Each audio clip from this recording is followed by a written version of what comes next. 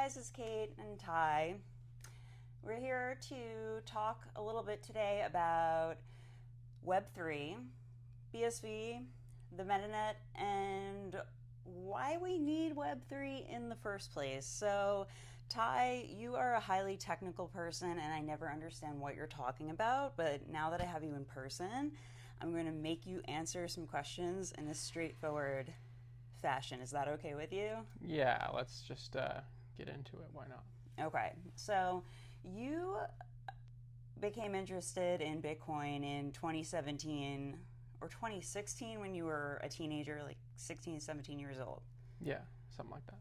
And you really dove into it and realized that no one really understood the full potential of Bitcoin. Is that correct? I would say that's a fair characterization, yes. So, what I'm interested in knowing is when you tell the average person, like, there's this thing, it's going to be called Web3. The internet is full of ads now, and you don't like that, and No. this fixes it. People are like, I don't know if I'm really sold on that. But tell us what else it can do and why it's so important.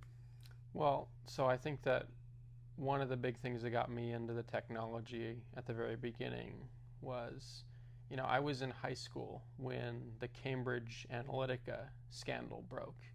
And that was a time when Facebook was accused of making some sensitive information available to some of its partners in a way that I just found to be completely unacceptable.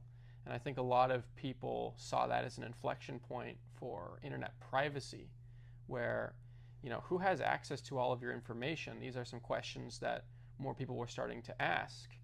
And, later I think we saw some legislation around that. Of course, in the United States here we have the CCPA, or the California Consumer Privacy Act, that was legislated upon by the people of that state, and then we also had GDPR in the European Union.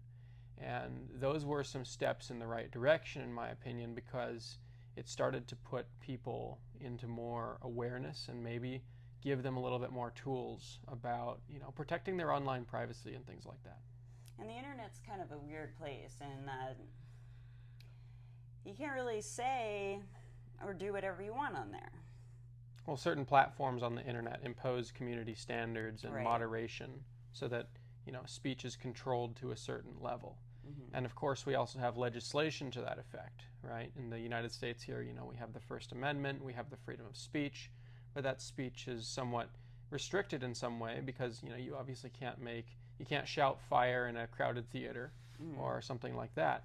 So Fair. there's, lawful restrictions on speech, and then there's, of course, platform restrictions on speech, which is where I think it gets a little bit more dicey, where platforms are, private entities, but they sort of have stepped into this de facto role of officiating a public square and kind of controlling some dialogue in the way that we arrive at political decisions in our country. And I think that we started to see some more awareness around that with the 2020 election, where there was some accusations around Meta platforms or Facebook at that time controlling some of the discourse, or maybe putting the thumb on the scale a little bit when it came to certain types of speech.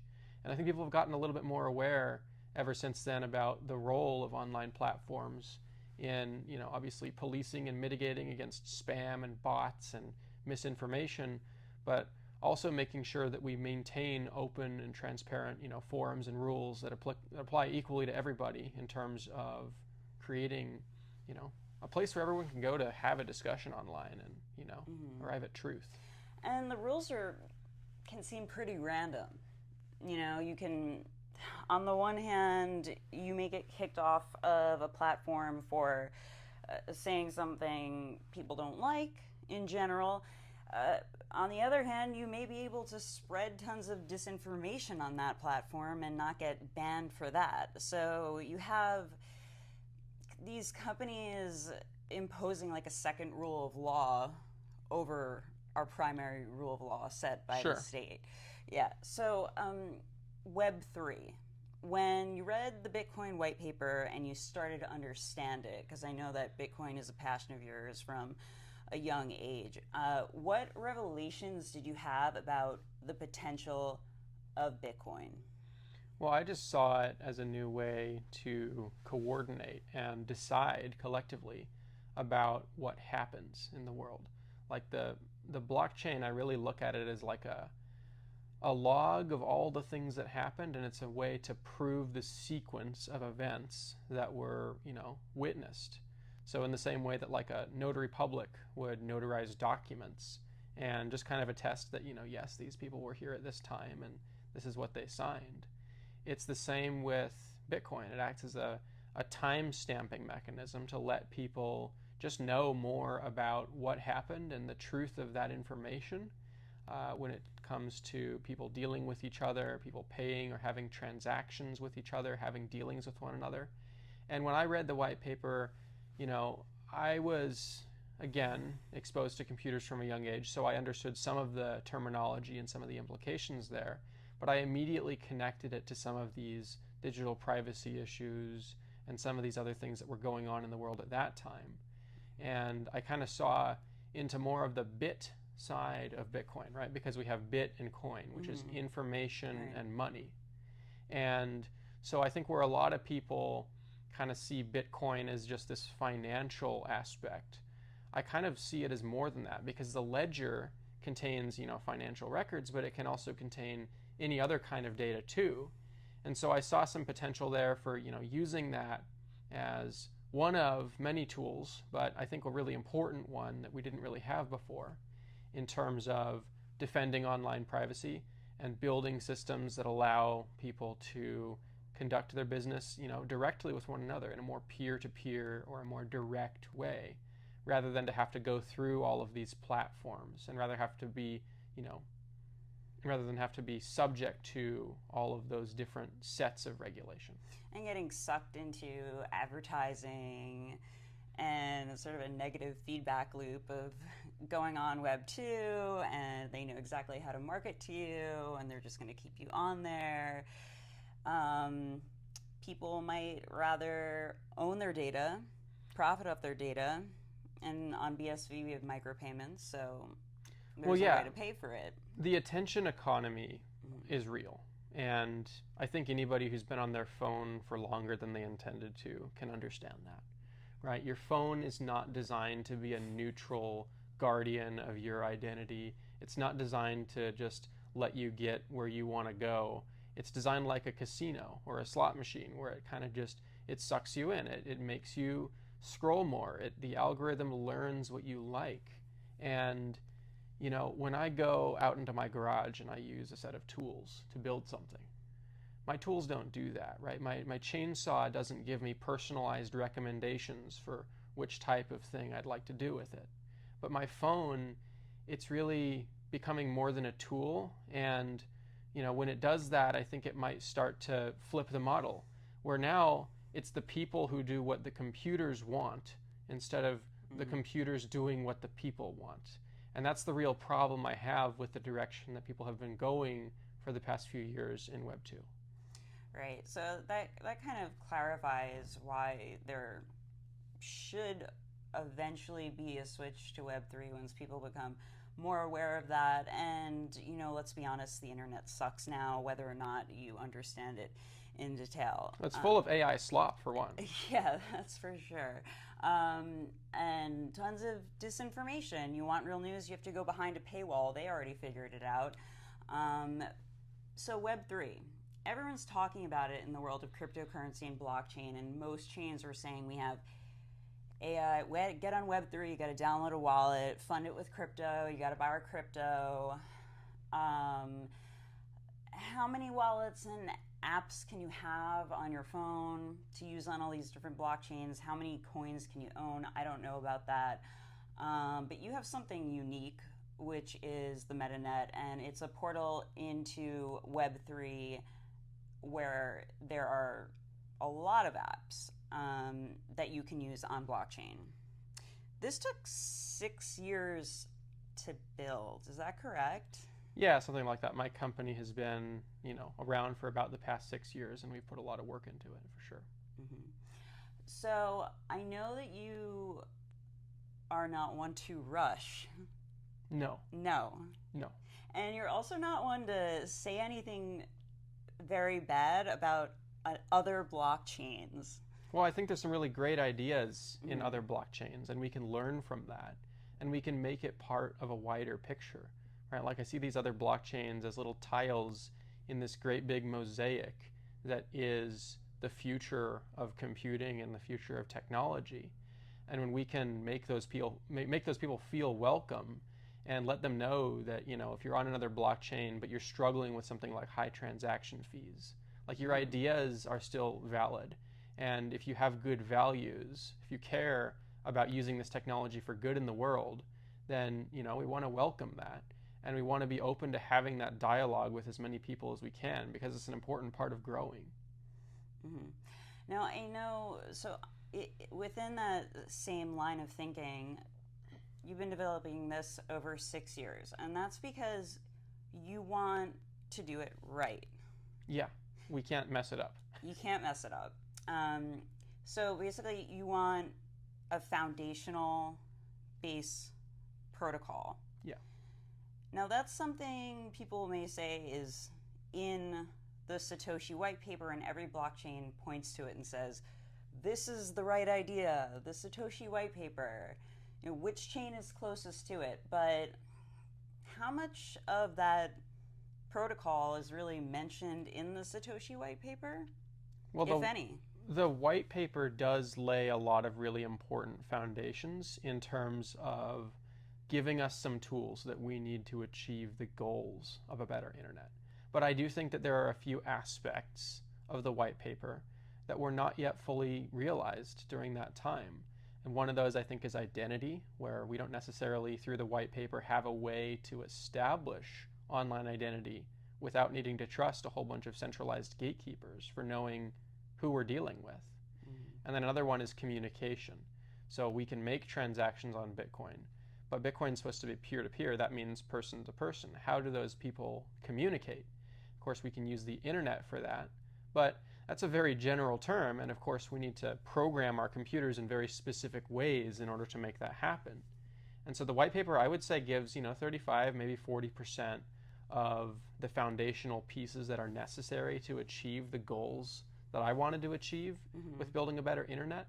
But there were some other things there that we had to really focus in on and do some first principles research in order to try to get some things right, so that people can use the apps that they want to use, and they can use the features that they want to use, and developers can build things that they actually want to build. So you guys are really close to the Metanet being at the point where we can start getting more users, moderate adoption, more developers, more apps, and it's almost there after all of these years. Other than recreating the Satoshi protocol in the white paper, what other protocols did you have to recreate, or create, I should say? Right. Yeah. Well, so the white paper gave us blockchain, and it gave us the ability to establish a record, as we said, for events. And that way we can know what happened when and that type of thing without needing to trust a single entity at the middle, right? So rather than having to trust, your Facebook timeline to know all the things that happened, the blockchain allows people to coordinate and verify information among themselves. And that was an important piece. But another really important piece, again, was identity. And, identity is just the ability to know who you're dealing with, the ability to negotiate and exchange information that is necessary to allow transactions to go forward. Like, for example, in the real world, if you walk into a bar and you try to buy alcohol, they're going to make sure you're 21. They're going to need to confirm your age. And on the internet, there's ways of doing that, but that causes a lot of hassle and pain. So a way to get rid of some of that hassle and pain is by pushing forward standardization. And so by standardizing the way that people can go about, asking and answering these questions, what's your name? What's your address? Do you have proof of age? Are you a sanctioned individual on a sanctions list or something like that, right? Are you a terrorist? Obviously, we can't deal with that kind of thing. So we need ways to standardize the exchange of identity information. And in so doing, I think we can lay another one of the foundation pieces that is required in order to make this technology successful. And how long did that take you and your team to figure out? Well, so identity kind of emerged as a problem for us because when I want to send a message to somebody on like a Bitcoin messaging app, the past times when we would build those kind of apps, we would need to paste addresses in. And these addresses on Bitcoin, they're like long strings of letters and numbers. And it's like, if that's how I identify somebody, that's not going to work for the average person. So converting those long strings of letters and numbers into human readable attributes, for example, name equals Ty, or age equals 26. Well, we can Stop bragging. we can create that kind of system, and that's what we. I think we started on that specifically around like 2022, and it took us a year or two in order to demo that. I think we had a demo in London around the year 2024, and that was the initial version, and it got better after that. So different pieces of this puzzle took different strategies, different research, and they kind of came together on different timelines. And it's only now at the beginning of 2026 that we not only have all of the foundation pieces, but they can start to work across all of the devices that people love, whether it's just their mobile phone or their laptop or their desktop, right? Because before last year, we couldn't even run the Metanet on a phone, and we kind of figured out how to do that last year. So we're really excited about that, and we're also really excited about creating better training programs, hackathons, and events so that developers can get involved with building all of the apps and experiences that everybody are going to come to know and love when they use this new version of the internet. Yeah, and some people are even fully vibe coding in English now. Well, yeah, I believe English is a programming language in 2026. Hey. I don't think it was a programming language in before 2023, but like once ChatGPT came out and people could start to use vibe coding tools like Lovable and other tools, I think that definitely gave just normal people the average to build stuff that you needed to hire somebody to build before. And so yeah, at this point AI can take English and it can make an app, and that was never possible before. So we think there's some great crossover between the AI vibe coding revolution and the new Metanet revolution, where people can actually be in control of their data and their assets and their money and their identity across all of these apps, and where no single company sits at the middle of that.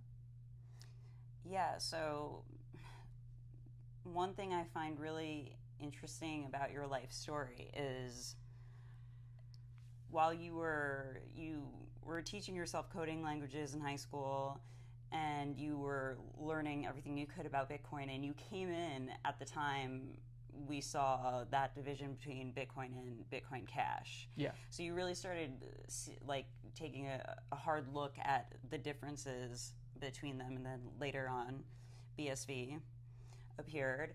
But at first you didn't really get why Bitcoin was valuable. Then you were studying, as you continued in computer science, you were studying the internet protocol overall.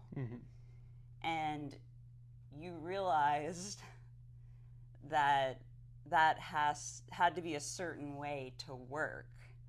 How did you take that information and apply it to building the Metanet on Web3?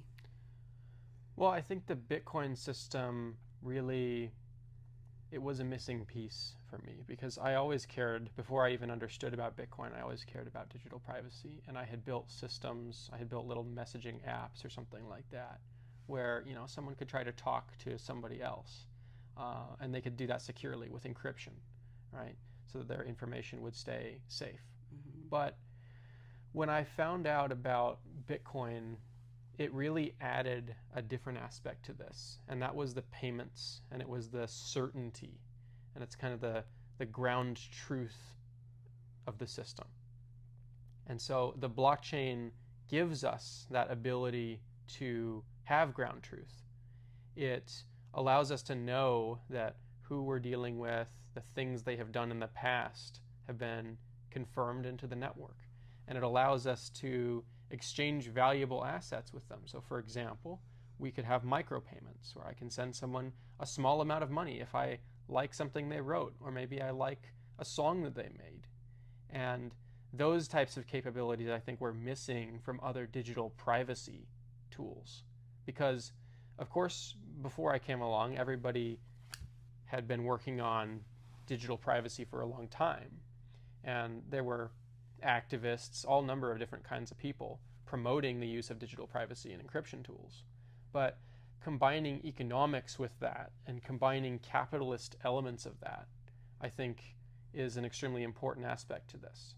So a lot of those people, I think, biased towards, socialism or left-leaning ideologies, where they were kind of like greedy capitalist big corporations bad, where what this changed is it solved that problem by allowing the best of both worlds, because you need money, of course, to make the world go round. You need to monetize your business. And blockchain enabled that while also facilitating the kind of privacy that all of those people were talking about. And that's why I think that crossover was so important. That's kind of what it did for me when I was trying to, establish what was necessary to build the stuff. And you need just the example of, the current model of the internet running on a certain set protocol that sort of translates into your work. Well, the current internet. Not the exact way that one's set up, but the fact that you need a foundational base layer is essential to you and took years of research and development. Or correct me if I'm wrong.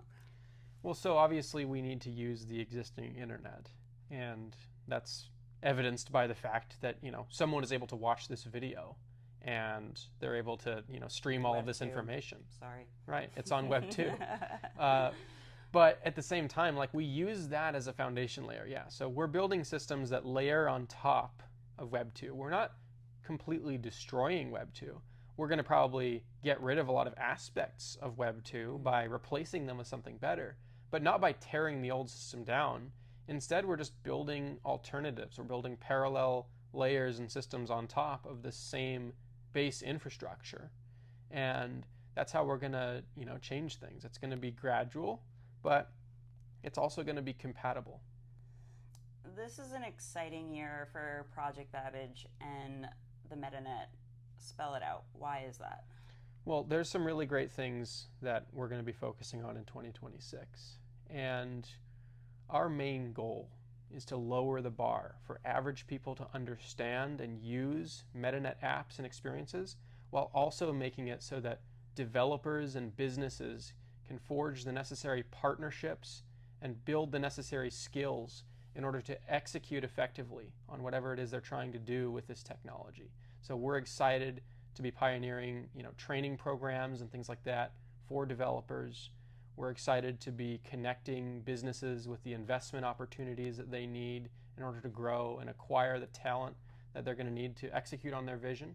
And we're excited to be continuing to make things like Metanet Academy better, so more courses for developers and non-developers, people who are here to promote things and, influence people and let everybody know about the Metanet so that we get more people on board. And, it all contributes to a growing ecosystem. There's also new capabilities that we're going to be pushing out maybe in the next few months around tokenization, for example, right? How do you tokenize real world assets like commodities or equities, a big request in a compliant way? That's the difference. Right. We need a way to do this without just allowing everybody to build pump and dump scams and all of that stuff like you see in the classic crypto world. We need regulated assets. We need registered assets and certification for people who are engaged in trading with these. And we also need financial instruments that are more advanced. We can put constraints on things with smart contracts, and we can build compliance into the fabric of the system as a whole, so that when these people come on board, they have familiar tools, right? And we've done that research.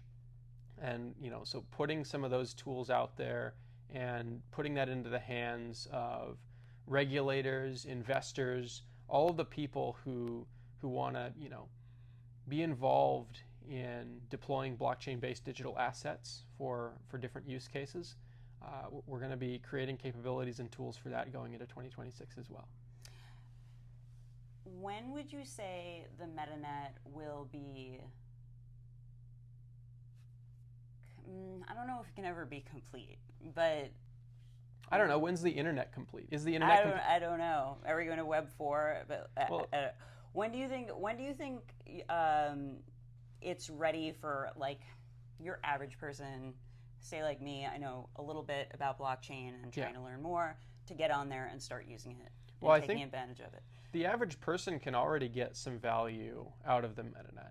And it's really just expanding that and making it more and more useful to more and more people. For example, if you care about a secure word processor where all of your information isn't stored on Microsoft OneDrive and you have to trust them not to look at all your stuff and use it to, sell you ads, right? Or if you're tired of paying for your Office subscription, there's a Metanet Docs app. And so there's a number of different apps. There's games. I love Peer Jump. And Peer Jump is a game. I used to play a game called Doodle Jump when I was like 12.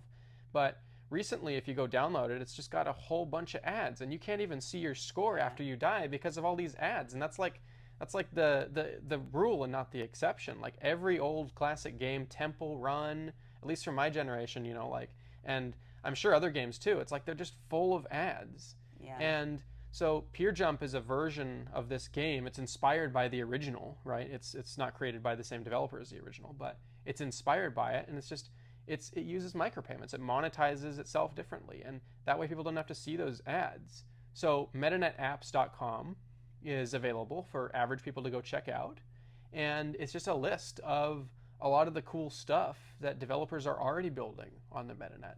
So if people are curious about this new version of the internet, it's only going to get bigger and better. There's only going to be more and more stuff on it over time. And once you get a wallet, right, once you set up your Metanet system on your phone or your computer, well, then you'll be able to use all the apps, right? You only have to set it up once. Once you have the Metanet, then all of these apps will log into you. And that way you don't have to log into all these other apps anymore.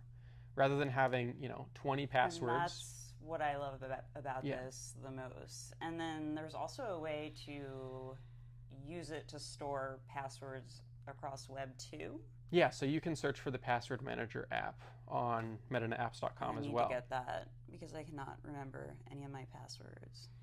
Yeah, if you want a secure way to store passwords on the Metanet, then you can use the Metanet Password Manager. There's other password managers out there too, but we decided that we wanted to build one that uses the Metanet because, it's a secure vault for all your information, among other things, and so we can use it for that. And the thing that's most exciting for me, and I've already mentioned it before and in this interview, but I have to say it again, is this is one portal into Web3 apps as opposed to having to download a different app and maybe a different coin or a different wallet for each app. And there's nothing else like that at this moment. Well, our goal has always been to create a unified experience for developers so that they can build once instead of having to integrate, 20 wallets to appeal to different sets of users. And then also, our goal has been to make it so that once a user sets up their wallet once, they have a whole ecosystem of apps. Maybe they joined because they want to check out John Calhoun's game on Thrill.online, right? Yeah. But then they can also check out the Metanet Docs word processor, or they can check out Peer Jump, or different experiences. And that's kind of the idea, is users can just set it up and then forget, and developers have one set of skills that they can use to build any app they could possibly imagine. I know you don't like to speak badly about other people's projects, but there have been similar ideas that were past failures. Can you give me an example of one? Well, let me start by saying that I think the Ethereum ecosystem has some really great people in it, very talented, and they have some good ideas for things that we could build with blockchain technology. But one of the things they struggled with is high transaction fees. And so there was a proposal actually long before the Metanet, which was to create a standard way for all the apps to get built and all the wallets to plug in. And that proposal was called EIP 1193, and It was just a technical document and everybody followed it. But the problem was when we all plug into this system, there was a whole bunch of different assets, and some of them have really expensive transactions, and not all of them work the same way. And so that kind of became a hodgepodge thing, and it didn't go very well. Our goal is to be very deliberate at the beginning and really only build for one chain, and to make sure that one chain is able to deliver value consistently for all of the developers and all of the users out there, and to be an authoritative source of truth for everything, while making sure that all the apps are going to work properly.